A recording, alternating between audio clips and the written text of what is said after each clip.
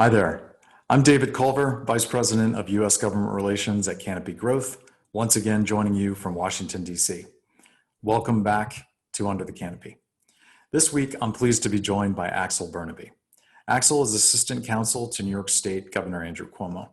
In his role, Axel oversees the development of hemp and adult use cannabis regulations in the great state of New York. Axel's work has been instrumental in ushering in a new, modernized regulatory structure for cannabinoid hemp processing and retail sale in New York.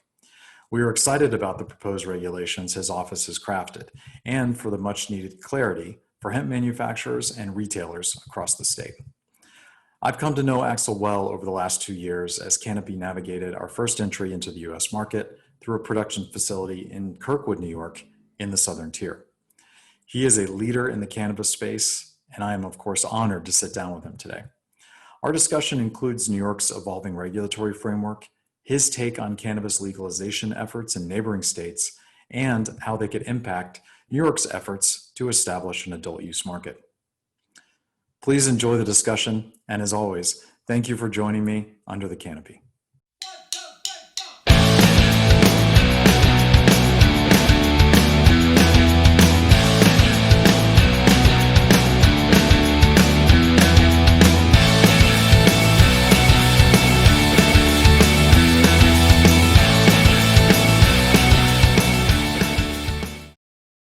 Axel, thank you so much for joining us today on Under the Canopy. It's really great to see you. I wish we were doing this in person, of course, but we're thrilled to have you on this episode. And before we dive in, I just want to check in and see how you and your family are doing.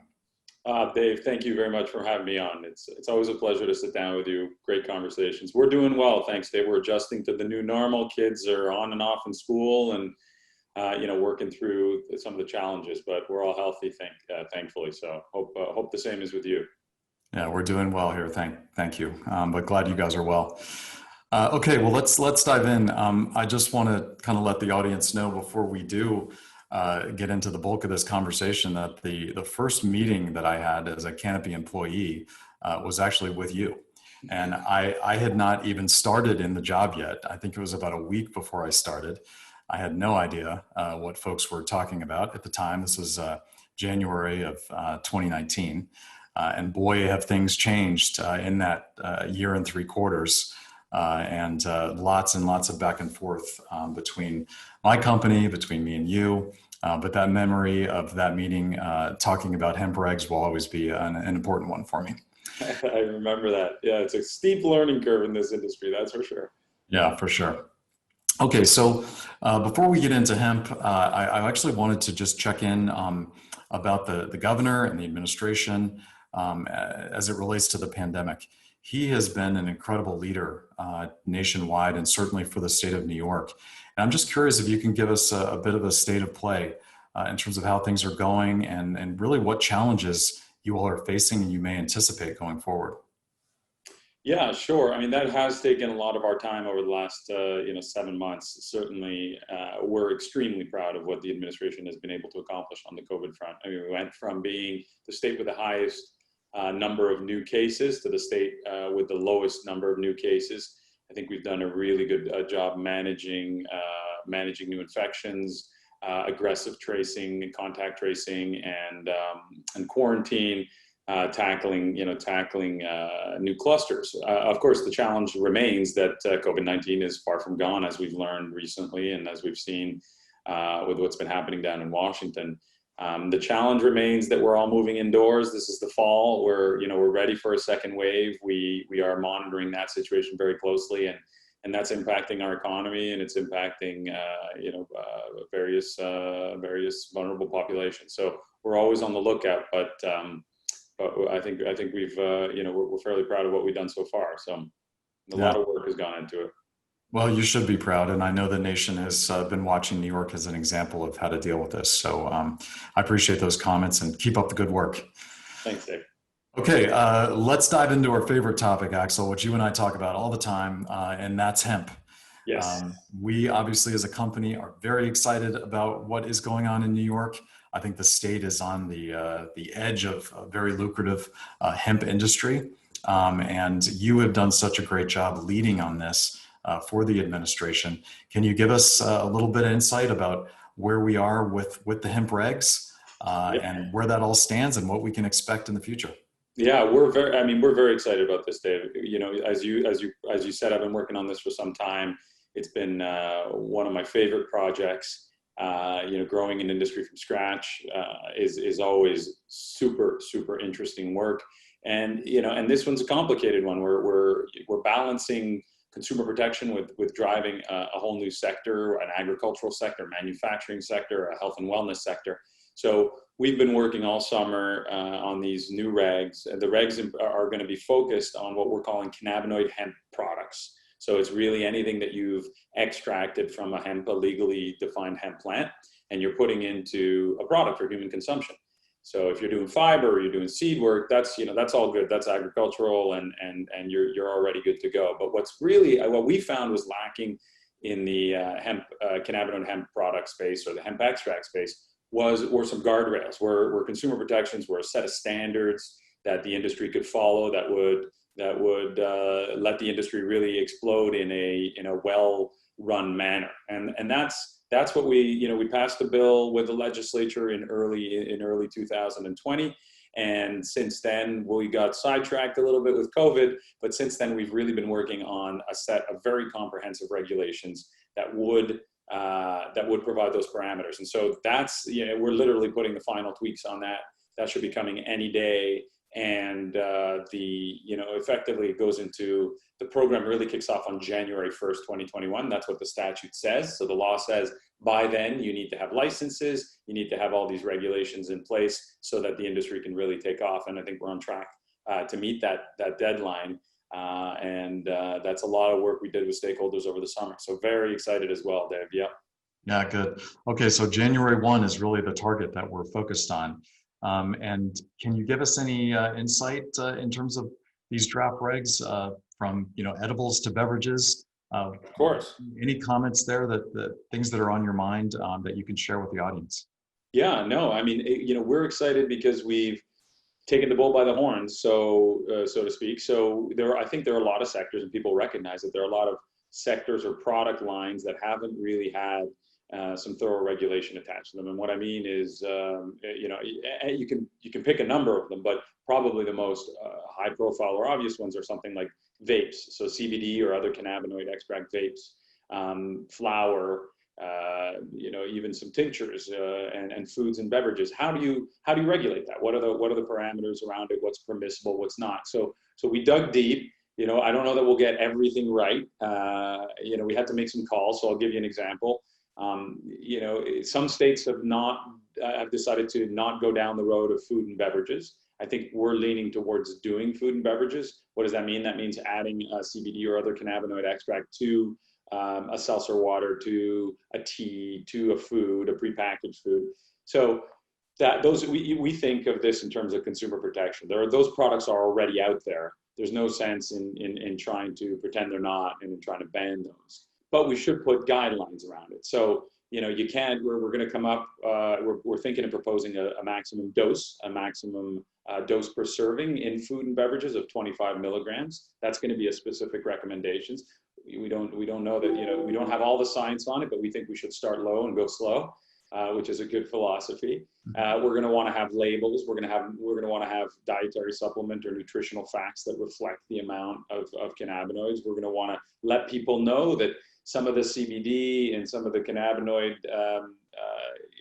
infusions can have THC. If it's not an isolate, it can have THC, and that's important for people to know because of drug tests and because we still have the overhang on federal illegality on marijuana. And so we're really we're doing across the board on this, Dave. We're really looking at every product class and trying to strike a balance between consumer protection and letting people have what they're obviously using extensively for health and wellness. Yeah, well, you've done an excellent job and certainly have done your homework getting us to this point right now. And I know just as one company representative, we're really grateful for work that you and your staff have done to get us to this point. And obviously very excited about having the regs in place come January 1 so that we can, you know, begin to figure out exactly which areas we want to operate in New York State as a company. So let me ask you also, we are talking to a number, I talk to in my kind of day-to-day government affairs job, regulators in other states as well. Are you coordinating with any other states? Are you looking at other best practices potentially that in your mind are the best way to go? Are you leading with some of the items that you referenced earlier that are within your regulatory package? Or are you taking some from other states? What kind of coordination is there nationwide?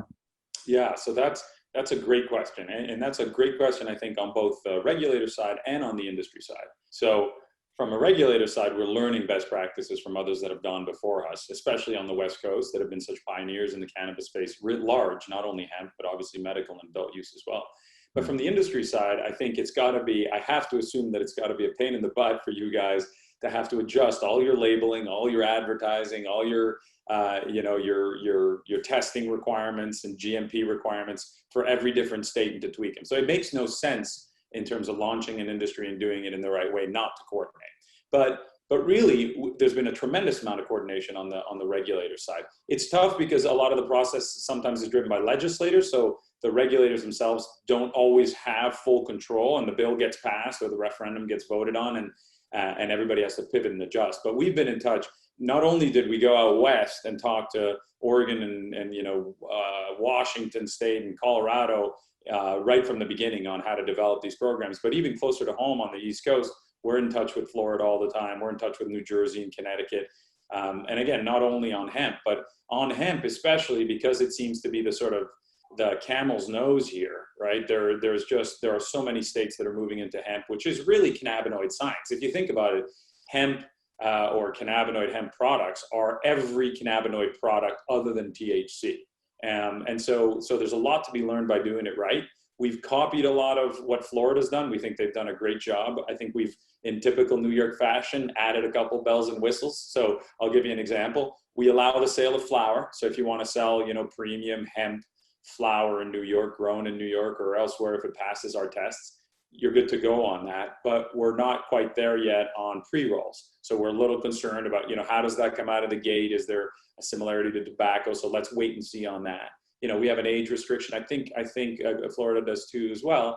We have GMP, good manufacturing practices requirements that are dietary supplement level. I think Florida's more on the food, food level requirements. So, but by and large, we're mirroring a lot of what's going on. And I think that's good for regulators and it's good for industry. Yeah. Okay. Good insight. Thank you. All right. I'd like to turn, if I could, to recreational. Sure. And specifically, what's been on my mind, and potentially yours too, is comments out of the governor of New Jersey and the governor of Pennsylvania. They've both been pushing very hard for the states to adopt adult use. They're obviously neighbors, very easy to get to. Yes, indeed. And so what does this mean for you if New Jersey does it this fall, Pennsylvania potentially could do it legislatively as well this fall? What's on your mind related to those two states and how it could potentially impact New York and New York's effort to legalize recreational? Oh, Dave, this is always on our mind. We have a governor that's very keen on regional approaches to coordinating cannabis policy writ large.